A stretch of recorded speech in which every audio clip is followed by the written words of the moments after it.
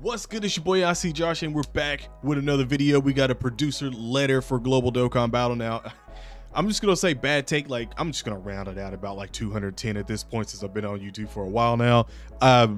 Literally earlier today was talking about how I don't know if we're gonna get a producer letter at any point or whenever they're gonna do one, and talk about the sync up and everything. Well, then they dropped this about an hour ago, and they're talking about everything and just made all those other sort of videos kind of obsolete at this point in time. But hey, if you're new to the channel, you like what you see, subscribe and turn on notifications where you get notified when we go live and put up more videos. I feel like I need to stop saying go live so much, because I won't be live really for a little bit, so I gotta stop saying that. But first of all, for the producer letter, Frieza, we already know about Frieza for the past couple of days. If you don't know anything about Frieza, then either you're just someone that doesn't necessarily, well, matter of fact, I ain't even going to finish that sentence, because if you didn't know Frieza, you ain't on YouTube. So let's just put it that way. This is when we started getting into the things that obviously we've been looking forward to for seeing, basically the 9th year anniversary stuff. So basically they're going to be talking about when the 9th year anniversary is going to be starting for the part 1. They're only obviously going to show the part 1 right now, even though, like I said, we know all of the anniversary and everything, but they're going to show us part 1 because that's what they got to do. That's what they got to, like, follow the lines on how they really do everything. So Broly, Gogeta, like I said, if you're someone, I'm not going to finish that one because, like I said, if you're someone that don't know, then you wouldn't be watching this to begin with.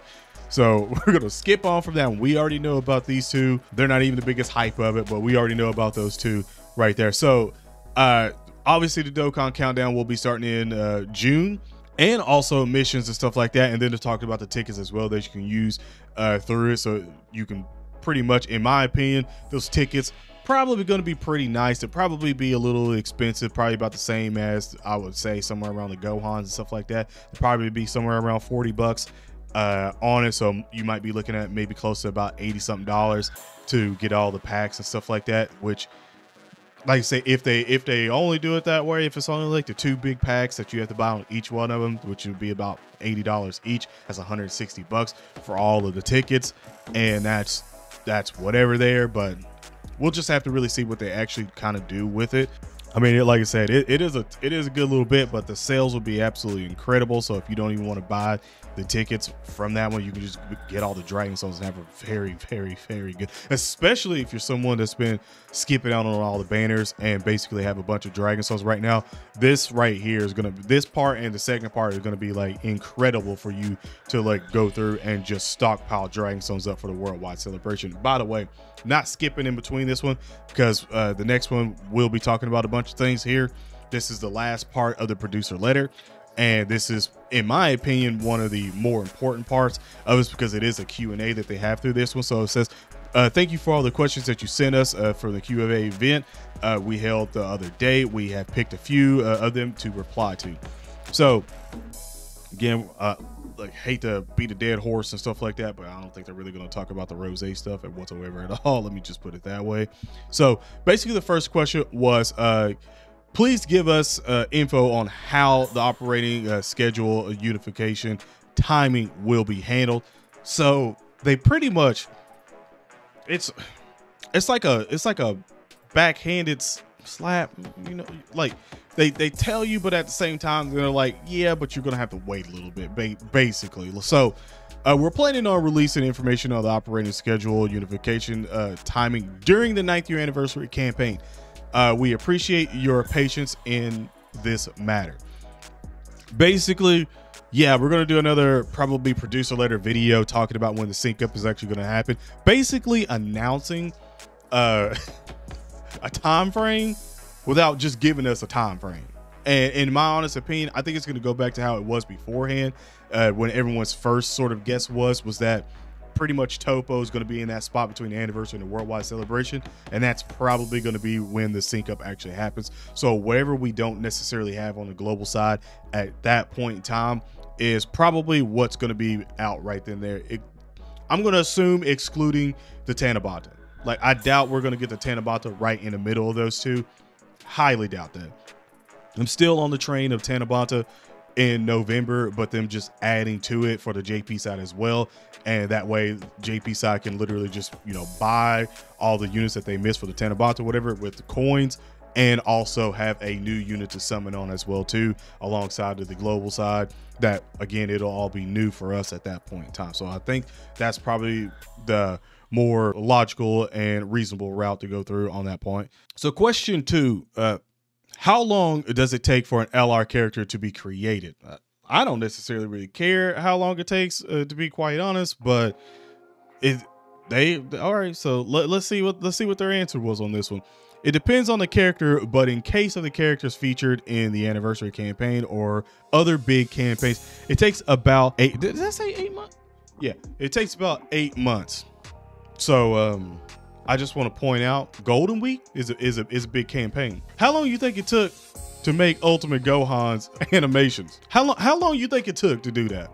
I just want to know, because if they're just talking about like everything in general and also obviously animations and stuff and getting it animated, 8 months? 8 months for his quality. I smell cat. Question 3. Any chance we get more Dokkan original characters similar to the LR, Super Saiyan Trunks, and Super Saiyan Broly? In general, so by the way, the answer, in general, we create characters that are centered around the anime for Dokkan Battle, but we might consider Dokkan Battle original characters in the future. I want to break that part down before I get to the other part of this one, because did they not say that they were going to start, like, don't get me wrong, they literally were talking about how it wasn't going to be just nothing but like Goku, Vegeta, basically the same people we've been getting before.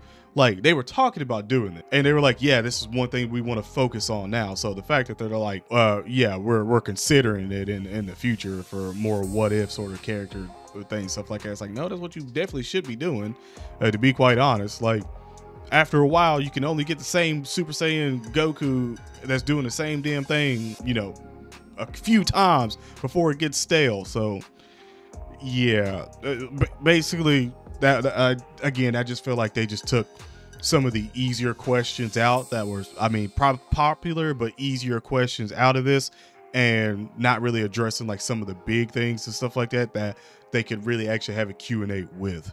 So if there is a specific character combination you would like to see, please let us know in the comments. I've seen a lot. I've definitely seen a lot, and a lot of them that I've seen really centers around Cooler and also Frieza being a combination card, which again, that would be pretty damn dope if it happens. But I've seen that a lot, so we'll see what they do in the future with them. But question 4, do you have any plans on continuing the game post 10th year anniversary? Now, in my opinion, out of all of this so far, this is probably one of the best sort of things of the producer letter for me, because again, I think we all knew beforehand that the 10th year anniversary was not going to be the end point, that we're going to just unify right after the 9th year anniversary and then have like a half of, like, not even a little over a half a month, and then like after the 10th year is done, it's over.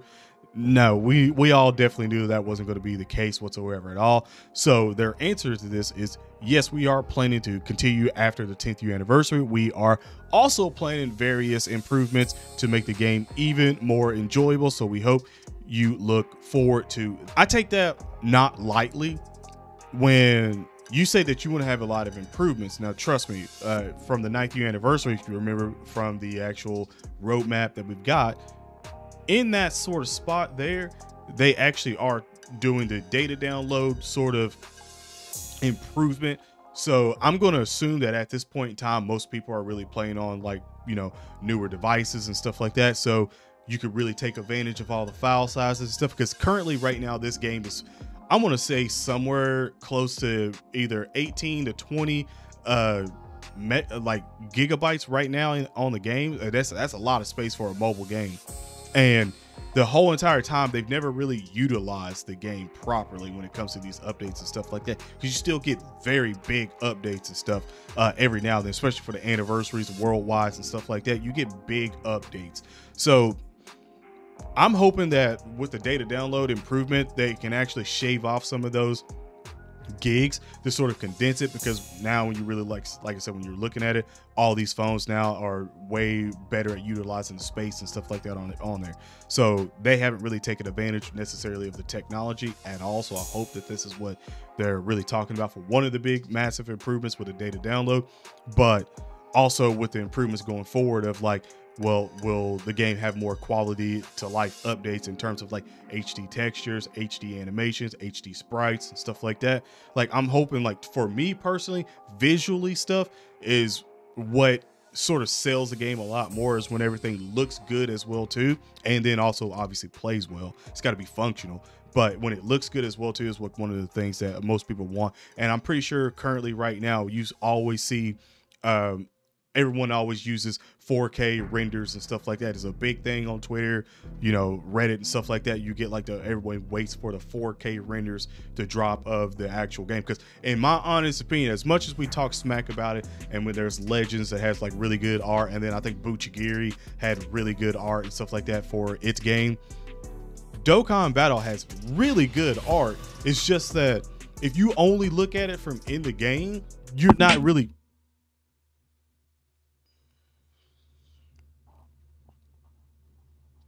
if you look at it from only in the game, you're not really actually getting to see the true quality of it. So when you look at the actual 4K renders, like it looks amazing. Like the game looks amazing. You go back and look at all the LR arts, the Dokkan Fest arts, the SSR arts and stuff like that. Like they all look really, really good when they're actually 4K rendered. So I'm not expecting 4K rendering, but I am expecting some kind of quality of life update for all the games and all the files and stuff like that. And then, like I said, if they can take advantage of that, that'd be probably one of the best things that could actually come for Dokkan Battle in the future. But like I said, for them and having enjoyable things, there's a lot of things that could make this game very enjoyable.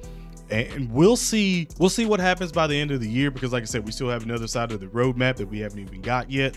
So as far as we know, they could probably be, I'm not going to sit here and say that I'm not still worried about certain things and stuff, because like I said, they only had up until the 10th year anniversary units that they knew that they were doing. Like, remember that. They've said that. So it's one of the things of like, well, after that, is everything just going to be like, even for them going forward, this is all going to be new stuff. Like, so, you know, the Tanabanta, the worldwide after that, is that all going to be stuff that you're going to be working on? Like after the anniversary, like you're gonna have the teams over there for the anniversary and that's it? We'll see on this one, but I'm very excited for everything that's gonna be coming out for Global Dokkan Battle.